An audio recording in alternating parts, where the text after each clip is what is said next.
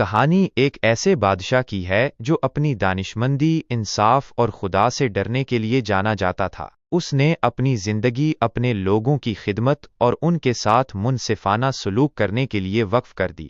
ایک دن ایک غریب کسان بادشاہ کے پاس یہ شکایت لے کر آیا کہ ایک امیر زمیندار نے اس کی زمین پر قبضہ کر لیا ہے۔ بادشاہ نے فوری طور پر معاملے کی تحقیقات کا حکم دیا اور پایا کہ کسان کے ساتھ واقعی ناانصافی ہوئی ہے۔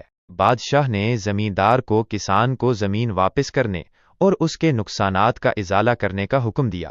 بادشاہ کے انصاف نے اس کے لوگوں کا دل جیت لیا۔ وہ ایک منصف حکمران کے طور پر مشہور ہوا جو اپنے لوگوں کی فلاح و بہبود کے لیے فکر مند تھا۔ وہ اکثر بھیس بدل کر اپنے لوگوں کے ساتھ گھل مل جاتا تھا تاکہ وہ ان کے مسائل اور خدشات کو براہ راست دیکھ سکے۔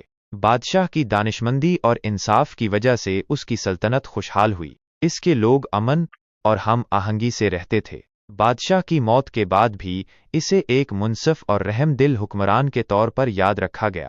یہ کہانی ہمیں سکھاتی ہے کہ ایک حقیقی حکمران کو اپنے لوگوں کے ساتھ منصفانہ سلوک کرنا چاہیے اور ان کی فلاح و بہبود کے لیے کام کرنا چاہیے۔ یہ ہمیں یہ بھی سکھاتا ہے کہ انصاف اور رحم دلی طاقتور خصوصیات ہیں جو خوشحال اور ہم آہنگ معاشرے کی طرف لے جا سکتی ہیں۔